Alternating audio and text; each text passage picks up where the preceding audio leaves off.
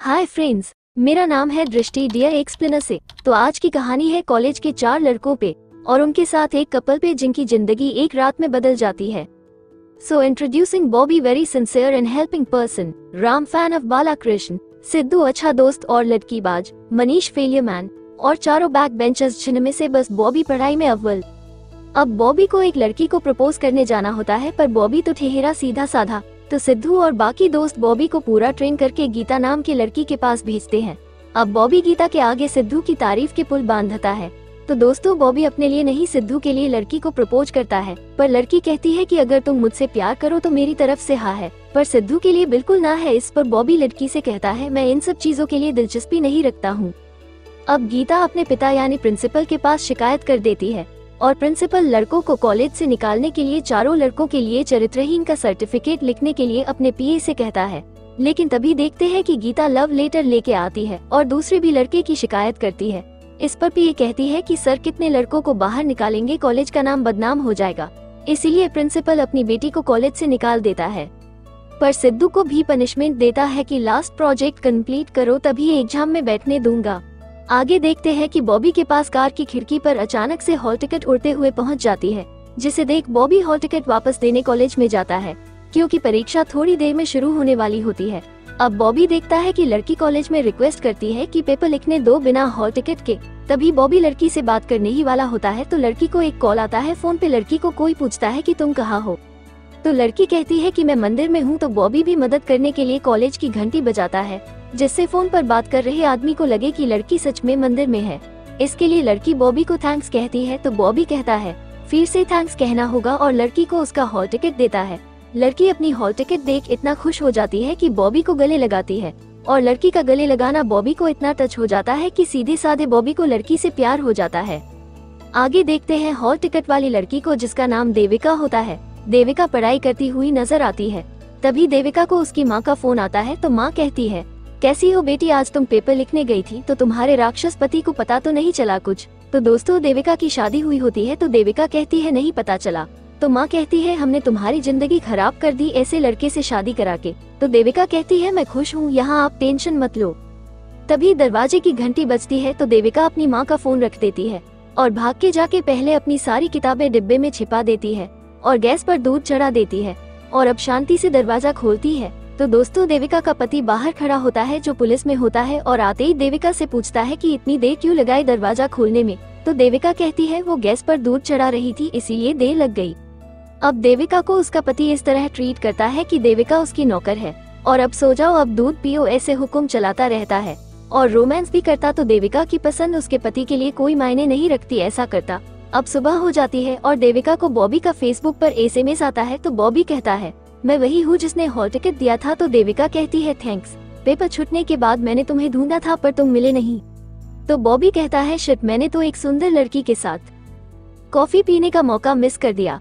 तो अपनी तारीफ सुन देविका मुस्कुराती है। अब बॉबी कहता है कि तुम्हारी शादी हो चुकी है ना और तुम पढ़ाई कर रही हो, ये तुम्हारे पति को पता नहीं है। तो देविका हाँ कहती है। अब बॉबी देविका को अपना नंबर देने को कहता है, तो देविका ये कुछ ज्यादा नहीं हो रहा, तुम बहुत तेज हो कह के फोन रख देती है। अगली सुबह फिर से बॉबी देविका को गुड मॉर्निंग कहता है, तो देविका भी रिप्लाई करती है। तो बॉबी कहता है उस दिन तुम बहुत सुंदर दिख रही थी। अब दोनों में रोज बातचीत चलती रहती है और बॉबी देविका में इतना खो जाता है कि बॉबी को तो हर जगह बस देविका ही नजर आती है। आगे देखते हैं कि बॉबी देविका से पूछता है कि तुम्हारा पति रोमांटिक है क्या। तो देविका कहती है हाँ, पर बॉबी कहता है तुम्हें कैसे पता, अब बताओ कि तुम खाना अच्छा बनाती हो कि तुम्हारी पड़ोसन। तो देविका कहती है कि मैं अच्छा बनाती हूँ। तो बॉबी कहता है तुम्हें कैसे पता। तो देविका जवाब देती है कि मैंने अपनी पड़ोसन के हाथ का खाना खाया है। तो बॉबी कहता है अब बताओ कि तुम्हें कैसे पता है कि तुम्हारा पति रोमांटिक है या नहीं। इस पर देविका भी सोच में पड़ जाती है। कुछ देर बाद देविका के पति का फोन आता है कि आज मेरी नाइट ड्यूटी है तो तुम खाना खा के सो जाना। ये बात सुन देविका को बॉबी की बातें याद आती है। तो देविका बॉबी को एसएमएस करती है कि मुझे जानना है कि मेरा पति रोमांटिक है या नहीं और अपनी लोकेशन शेयर करती है और बॉबी भी देविका के गांव पहुंच जाता है। अब देविका का पति फोन करता है देविका का हालचाल पूछने। तो देविका ऐसे ही कहती है कि बोर हो रही हूँ, आप जल्दी क्यों नहीं आ जाते। तो देविका का पति कहता है 10 मिनट में आ रहा हूँ। गलती से देविका को सुनाई देता है कि कल 10 बजे तक मैं नहीं आ रहा।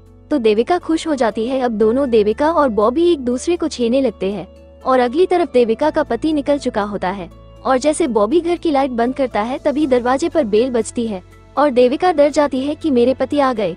दोनों डर जाते हैं और छुपने के लिए जगह देखते हैं। दोनों को कुछ समझ नहीं आता और बाहर बेल बजती रहती है।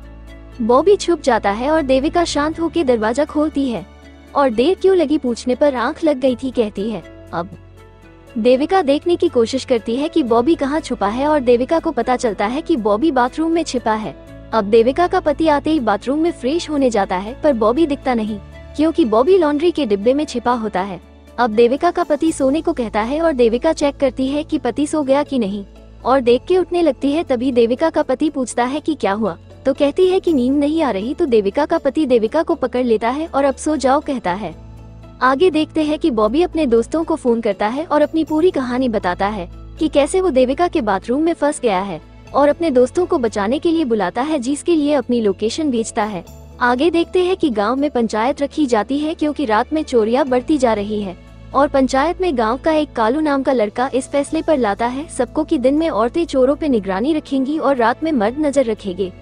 अब बॉबी के बाकी दोस्त एसआई के घर पहुंच जाते हैं और सोचते लगते हैं कि क्या करें। तभी सिद्धू को आइडिया आता है कि डोर बेल बजाते हैं और एसआई को बातों में उलझा के रखेंगे और देविका बॉबी को पीछे के दरवाजे से बाहर निकाल देगी। पर राम को पता चलता है कि पीछे तो दरवाजा नहीं है पर अब देर हो जाती है और एसआई दरवाजा भी खोलता है और लड़के से पूछता है कि क्या हुआ। तो लड़के कहते हैं कि हाईवे पर किसी श्रीनिवास का एक्सीडेंट हुआ है और हमें पता चला कि वो आपके गांव का है, इसीलिए आपके पास आए हैं। अब एसआई अपनी बीवी को कालू को बुलाने भेजता है और कालू से पूछता है कि क्या अपने गांव में कोई श्रीनिवास रहता है। तो कालू हाँ कहता है और तभी गांव में आदमी घूमते दिखते हैं। तो कालू उनको बताता है कि तुम्हारे दोस्त श्रीनिवास का एक्सीडेंट हो गया है। तो श्रीनिवास का दोस्त कहता है ये जरूर एक्सीडेंट नहीं मर्डर है, क्योंकि श्रीनिवास बिना डरे मुखिया के खिलाफ चुनाव में खड़ा हुआ था और उन दोनों की बिल्कुल नहीं जमती। ये बात सुन एसआई एक्सीडेंट की जगह पे जाने के लिए तैयार हो जाता है और देविका भी खुश होने लगती है और मन ही मन में नाचने लगती है कि मेरे पति बाहर जा रहे हैं, अब मैं बॉबी को बाहर निकाल लूंगी। अब राम ज्यादा होशियार दिखने के लिए कहता है कि हमें जांच करनी होगी कि एक्सीडेंट में मुखिया का हाथ है या नहीं। इस पर एसआई भी मान जाता है और कालू से पूछता है कि मुखिया कहाँ पे है।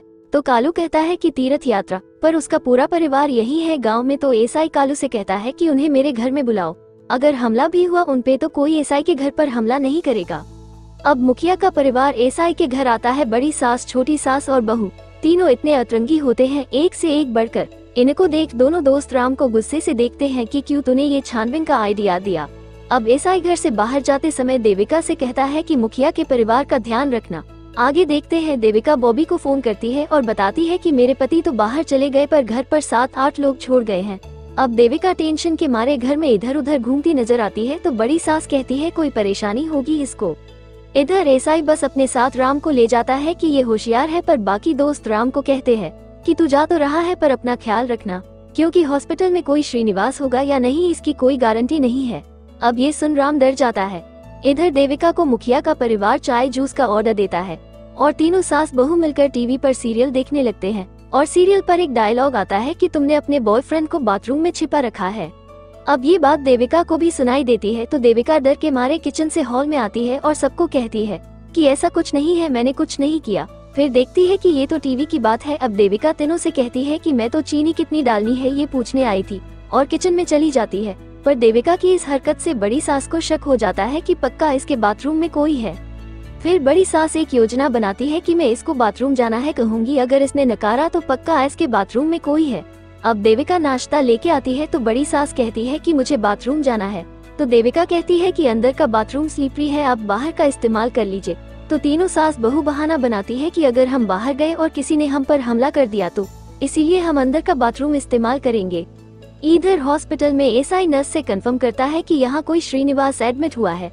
तो नर्स कहती है हाँ एक्सीडेंट केस आया है। अब एसआई श्रीनिवास के एक दोस्त को पहचानने के लिए अंदर भेजता है। तो दोस्त कहता है ये नहीं है, फिर दूसरे को भेजता है, दूसरा कहता है हाँ। फिर कंफ्यूजन के कारण खुद फोटो देखता है श्रीनिवास की और खुद अंदर जाके देखता है। तो राम और एसआई क्या देखते हैं, अंदर कोई आदमी तो है पर पूरा बैंडेज से लता हुआ, जिसे पहचानना मुश्किल है। ये देख के राम थोड़ा राहत महसूस करता है। अब एसआई के घर में बड़ी सास बाथरूम में जाती है और कपड़े धोने के डिब्बे को नजदीक से देखती है। तो उसकी नजर कम होने की वजह से कुछ नहीं दिखता। तो दूर जाके भी देखती है पर फिर भी कुछ नहीं दिखता और आवाज भी सुनने की कोशिश करती है, पर बॉबी अपनी सांस रोके रखता है, जिसकी वजह से बड़ी सास को कुछ नहीं मिलता। अब छोटी सास कहती है कि मेरे पास एक और आइडिया है और बच्चों को छुपा छुपी खेलने लगाते हैं और देविका को भी अपने सामने बिठाते हैं। ये सब देख देविका बहुत डरी हुई होती है। अब बच्चे हर जगह जाके देखते हैं पर कुछ दिखता नहीं, तो छोटी सास कहती है कि जाओ और बाथरूम में रखे डिब्बे में देखो। पर तभी गांव की लाइट चली जाती है और लाइट ऑफ करने का प्लान तो बॉबी के दोस्त बनाते हैं, पर प्लान को अंजाम असली छोड़ देते हैं। फिर देखते हैं कि लाइट ऑफ होती है और देविका बॉबी को बाहर छोड़ने के लिए भागती है। तभी लाइट ऑन हो जाती है और हॉल में बड़ी सास मौजूद होती है, पर फिर से आंखों की समस्या होने के कारण से देख नहीं पाती, तो अपनी बहू से कहती है कि देखो मेरे सामने कौन है। और जब छोटी सास देखती है तब तक बॉबी फिर से डिब्बे के अंदर चला जाता है। आगे देखते हैं कि एसआई श्रीनिवास की बॉडी समझ के बॉडी को गांव में लाता है और श्रीनिवास की माँ भी बॉडी को देख रोने लगती है। अब सिद्धू आइडिया लगाता है कि अब दोनों पार्टी में झगड़ा लगाता है, जिससे एसआई तो सबको शांत करने में बिजी हो जाएगा और हम बॉबी को बाहर निकाल लेंगे। अब सिद्धू लोगों से कहता है कि हाँ अब तो कंफर्म हो गया, जरूर इसे मुखिया ने मारा है। तो छोटी सास कहती है कि अगर हमें इसे मारना ही होता तो हम इसे थोड़ी बाहर ले जाके मारते, इसे तो हम गांव में ही मारते, और बॉडी का सर पिटने लगती है। ये देख गांव के दोनों पार्टी में मारपीट चालू हो जाती है और देविका जाके फिर से बॉबी को बाहर लाती है। पर जैसे ही दरवाजे तक पहुंचती है तो देखते हैं कि झगड़ा तो शांत हो गया है, तो देविका बॉबी को फिर से अंदर धकेल देती है। तो दोस्तों बाहर ये होता है, दोनों पार्टी में झगड़ा चल रहा है और अचानक से वहाँ असली श्रीनिवास आता है, जिसे सब लोग मरा समझ रहे थे। वो आ जाता है और सबको कहता है कि मैं जिंदा हूँ। अब सबको लगता है कि ये सब झगड़ा इन लड़कों ने लगाया है और हमें आपस में लड़ा के ये चोरी करके भागने वाले थे। फिर एसआई कहता है कि सब लोग अपने अपने घर जाओ, इन चोरों को मैं देख लूंगा। अब जाते जाते मुखिया की बहू एसआई से कहती है कि आप कितने अच्छे इंसान हैं, आपको तकलीफ में देख तरस आ रहा है। और छोटी सास कहती है कि जब किसी को परेशानी होती है तो पुलिस से कहता है, और अब पुलिस को ही परेशानी हो तो। और बड़ी सास कहती है कि बार बार बाथरूम जाया करो, तुम्हें बाथरूम में सब पता चल जाएगा। ये सब सुन एसआई देविका से पूछता है कि ये तीनों लेडीज मुझे क्या कह रही थी, मैं घर से 1 घंटे के लिए बाहर क्या चला गया, तुमने सबको मेरे फाइल्स के बारे में बता दिया, मेरी सारी पोल खोल दी। तो देविका पूछती है कि क्या आप स्टेशन जा रहे हैं, तो एसआई कहता है कि नहीं, मुझे 3 दिन की छुट्टी है। तो ये सुन देविका परेशान हो जाती है। इधर बॉबी के दोस्तों को पुलिस स्टेशन ले जाते हैं, जहां तीनों को एक शराबी चोर के कारण बहुत मार पड़ती है और वही चोर पुलिस को ऑर्डर देता जाता है और पुलिस आके सबको पिटने लगती है। फिर सीआई आता है और राम के मुंह से बालकृष्ण का नाम सुन तीनों को छोड़ देता है, क्योंकि सीआई बालकृष्ण का फैन होता है। अब रास्ते पर बॉबी का दोस्त कार गांव में ना डालते हुए अपने हॉस्टल की तरफ मुड़ता है, तो सिद्धू कहता है ये क्या कर रहे हो तुम। तो दोस्त कहता है कि हमने 4 साल बहुत मेहनत की है, हॉस्टल चल के अपना प्रोजेक्ट पूरा करते हैं तो ही हमारी लाइफ सेट होगी। पर सिद्धू गाड़ी मोड़ने को कहता है, पर दोस्त नहीं मानता और कहता है कि हमारे माँ बाप ने बहुत मेहनत से पढ़ाया है हमें, और किसी एक की वजह से हम तीनों की लाइफ खतरे में पड़ जाएगी। क्या ये सही है? बॉबी ने तो गलत किया, एक शादीशुदा औरत से रिश्ता रखा। ये सब सुन सिद्धू गाड़ी से उतर जाता है कि तुम्हें नहीं आना तो मत आओ, पर मैं बॉबी को साथ लेके ही वापस जाऊंगा। अब राम फ्रेंड से कहता है कि बॉबी तो कॉलेज का टॉपर है, अगर वो चाहता तो पढ़ाकू फ्रेंड्स बनाता, पर उसने हमें चुना और हमारे साथ लास्ट बेंच पे बैठता है। वो इतना अमीर है फिर भी हमारे साथ एक रूम शेयर करता है, हमारे सारे प्रोजेक्ट्स पूरे करके देता है, हम कुछ भी बोले मजाक उड़ाए कभी बुरा नहीं मानता। तुम तो दूसरे साल में फेल होकर सुसाइड कर रहे थे, तब तुम्हें बॉबी ने बचाया और पढ़ाया भी। और गाड़ी से उतर के सिद्धू के पास चला जाता है। फिर पीछे पीछे दोस्त मनीष भी आ जाता है। फिर रास्ते में गाड़ी के सामने एक लड़की आती है जिसके पीछे कुछ गुंडे पड़े होते हैं, पर तीनों दोस्त मिलके गुंडों की पिटाई करते हैं, पर तब तक लड़की वहाँ से भाग जाती है और थैंक यू तक नहीं बोलती। अब तीनों गांव में घुस जाते हैं, पर कालू को तीनों दिखते हैं। अब कालू समस्या क्या है पूछता है, तो सब दोस्त दारू के नशे में बॉबी के बारे में बता देते हैं। अब कालू कहता है कि मैं तुम्हारी मदद करूंगा बॉबी को बाहर निकालने में, और सबको उसी सुरंग के अंदर लेके जाता है जहाँ से कालू अपनी सारी शादीशुदा गर्लफ्रेंड से मिलने जाता है, और वहाँ फोन पर बॉबी को निर्देश देता है कि कैसे देविका के घर से बाहर निकले। अब पहले गोलू रस्सी खींचने कहता है और बॉबी रस्सी खींचता है। वहाँ बाथरूम में सीढ़ी आती है। अब बॉबी ऊपर चढ़ता आगे सुरंग से एक कमरे में कूद जाओ ऐसा निर्देश कालू देता है। बॉबी कहता है कि मुझे डर लग रहा है, पर कूद जाता है। और दोस्तों बॉबी डायरेक्ट एसआई के इतना पास कूदता है कि थोड़ा भी शोर एसआई को उठा सकता है। इस पर कालू कहता है कि मैंने तो स्टोर रूम में कूदने कहा था, तुम गलत जगह कूद गए। और खुद भी सब देविका के घर के अंदर घुस जाते हैं, पर फिर भी बॉबी को घर से बाहर नहीं निकाल सकते, क्योंकि बॉबी जिस रूम में बंद है वहाँ का दरवाजा किल्ली से बंद होता है। इधर बॉबी एसआई के डर से पलंग के नीचे छुपा रहता है। अब कालू फिर से एक तरकीब बताता है, बेहोशी वाला स्प्रे, जिसे एक रुमाल पे डाल के रुमाल को लकड़ी के सहारे एसआई के मुंह पे डालने की कोशिश करता है, पर रुमाल गलती से बॉबी के चेहरे पर गिर जाता है और बॉबी बेहोश हो जाता है। जिसकी वजह से अब सब घर के बाहर आ जाते हैं और कालू को सब दोस्त मिलके पीटते हैं। तभी एक लड़की सामने आती है। ये वही लड़की होती है जिसे गुंडों से लड़कों ने बचाया था। तब लड़की गाड़ी के डिक्की में छुप के लड़कों के साथ गाँव में चली आती है। आगे देखते हैं कि लड़की कहती है, मैं तुम्हारे दोस्त को घर से बाहर निकाल दूंगी। इस बात पर किसी का भरोसा नहीं होता तो लड़की अपना टैलेंट दिखाती है, कालू को उल्टा लटका देती है, जिसकी वजह से सिद्धू तैयार हो जाता है। अब पहले लड़की बंदर की तरह पेट पे चढ़ घर के ऊपर चढ़ जाती है और कमरे में घुस जाती है और बॉबी को खींचने लगती है। पर तभी लड़की को छींक आती है, जिसका आवाज कंट्रोल करने के लिए लड़की बॉबी के मुंह पर रखी रुमाल ले लेती है, जिसकी वजह से लड़की भी बेहोश हो जाती है।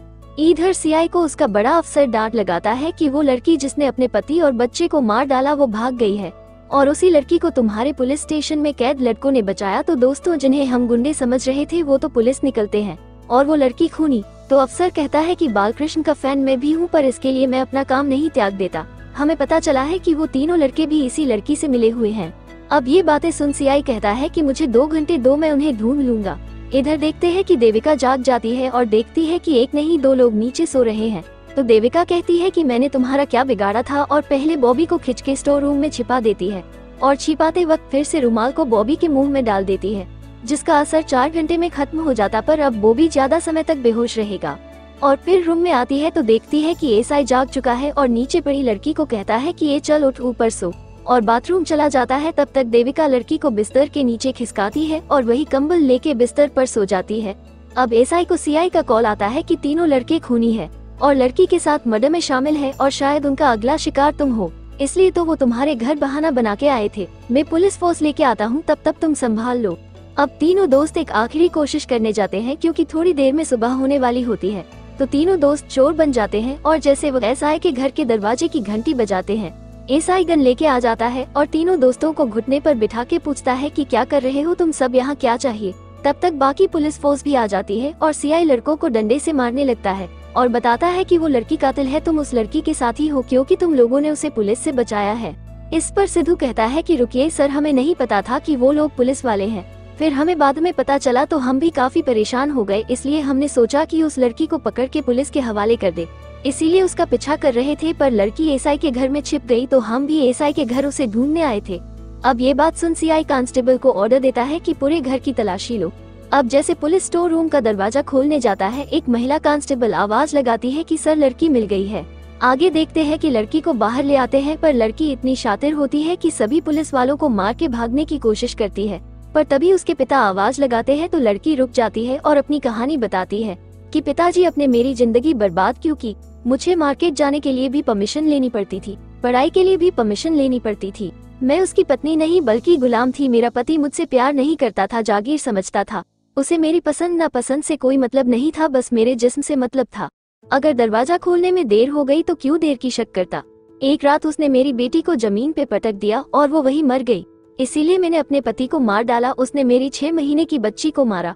आप जितना प्यार करते हैं उसने उसका 1/4 भी किया होता तो मैं जिंदगी गुजार लेती।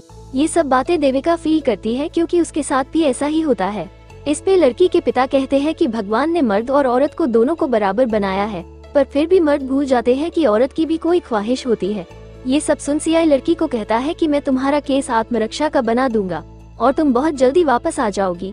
अब सब घर चले जाते हैं और एसआई अपनी गलती याद करता है कि मैं भी ऐसा करता हूँ जैसा उस लड़की ने बताया, और घर के अंदर आके अपनी पत्नी को कहता है, देविका सॉरी, मेरे दिमाग में पुराने जमाने के ख्यालात बसे हुए थे जो अपनी पत्नी को समान दर्जा नहीं देते थे। मैंने तुम्हारे साथ बहुत गलत किया, पर फिर भी तुम मेरे साथ हमेशा वफादार रही, थैंक्स। फिर देविका भी अपना डॉक्यूमेंट दिखाती है कि मैंने एमएससी पूरी कर ली है और मैं आगे नौकरी करना चाहती हूँ। तो एसआई ठीक है कहता है और देविका बताती है कि आपके पीछे मैं अपने माता पिता से बात करती हूँ। इसके लिए भी एसआई देविका को सॉरी कहता है, जिसे देखकर देविका रोने लगती है और देविका को उसका पति गले लगाकर कहता है कि अब हम एक नई जिंदगी शुरू करेंगे।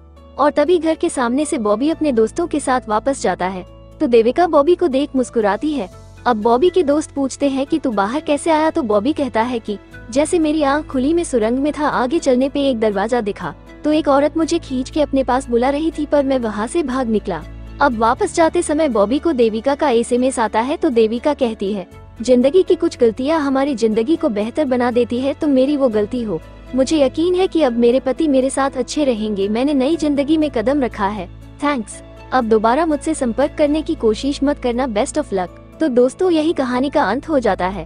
तो कैसी लगी आपको आज की कहानी हमें कमेंट सेक्शन में जरूर बताएं और ऐसी कहानियां सुनने के लिए हमारे चैनल को सब्सक्राइब करना ना भूलें। फिर मिलते हैं आपको नई कहानी के साथ, तब तक के लिए बाय, टेक केयर, धन्यवाद।